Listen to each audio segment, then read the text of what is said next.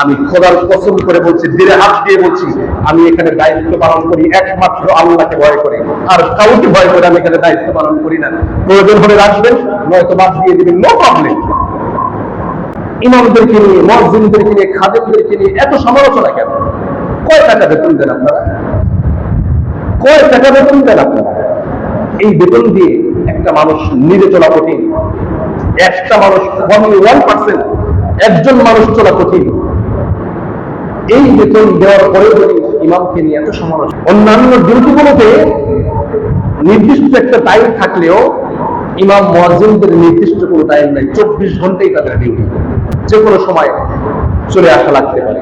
নিজের প্রয়োজনে যদি কখনো বাইরে যায়, 2 ওয়াক্ত নামাজ পড়তে পারেন এই মসজিদে, এটা নিয়ে অনেক সমালোচনা হয় কি হয় না? অথচ আমি 8 মাসের মধ্যে একবারও বাড়িতে গেলাম না, একবারও মসজিদ কর্তৃপক্ষের থেকে ছুটে নিলাম না।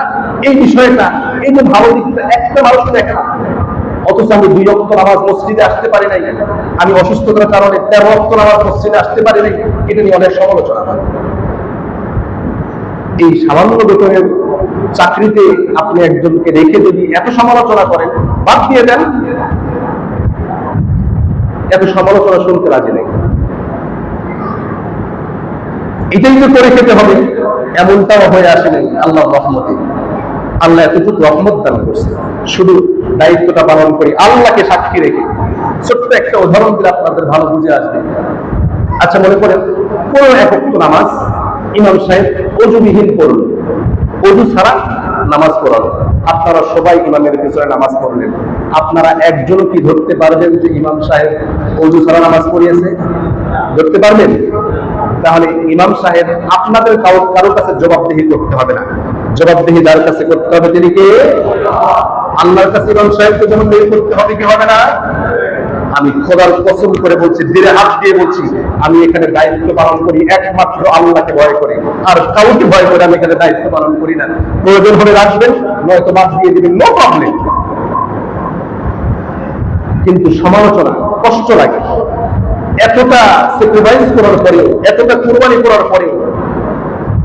আজ 6 বছর যাবত আমি মসজিদের খেদমতে আছি, 6 বছরের মধ্যে একটা ঈদ আমি পরিবারের সঙ্গে করতে পারি নাই। কই একটা মুসল্লি তো আফসোস করলেন না? একজনও তো আফসোস করলেন না এটা যে ইমাম সাহেব 6 বছর যাবত আমাদের সাথে ঈদ করতেছে, সে তার ফ্যামিলির সাথে, তার পরিবারের সাথে ঈদ করে না। একটা ব্যক্তি এটা নিয়ে আফসোস করলেন না? অথচ ইমাম সাহেব 2 ওয়াক্ত মসজিদে আসে নাই, এটা নিয়ে কত সমালোচনা। আল্লাহর ওয়াস্তে বলবো, যদি আপনার দায়িত্ব, আপনি সভাপতি, আপনি সেক্রেটারি, আপনি এলাকার মাতবর, আপনি মসজিদের কোনো দায়িত্বপ্রাপ্ত ব্যক্তির মধ্যে আছেন, আর আপনি যদি জুলুম করেন, আল্লাহ তাআলা এটাও বলছে, আপনি যদি সামান্য পরিমাণে জুলুম করেন, খোদার কসম করে বলছি, এই জুলুমের পরিণাম আপনি সচক্ষে দেখবেন। প্রয়োজনে চাকরি ছেড়ে দেবে, কারোর কথা শুনতে রাজি নেই। আমি আগেও বলছি, কোন কথা শুনতে আমি রাজি নেই। প্রয়োজনে রাখবেন, নয়তো বাদ দিয়ে দিবেন। আর আমি সব দায়িত্ব এখানে পালন করি একমাত্র আল্লাহকে সাক্ষী রেখে। আমি কারোর কাছে কোনো জবাবদিহি করতে রাজি নেই। আমি জবাবদিহি করবো আল্লাহর কাছে, আপনাদের কাছে আমি জবাবদিহি করতে রাজি নেই। প্রয়োজনে রাখেন, নয়তো বাদ দিয়ে দেবেন। আমি আপনাদের কাছে কোনো জবাবদিহি করতে পারবো না। আল্লাহর ওয়াস্তে এগুলো করবেন না। এটাতে ইমাম সাহেব আপনার কোনো ক্ষতি করতে পারবেন না, ক্ষতি আপনারই হবে। কেননা সমালোচনাকারী জাহান্নামী, সমালোচনাকারী জাহান্নামী।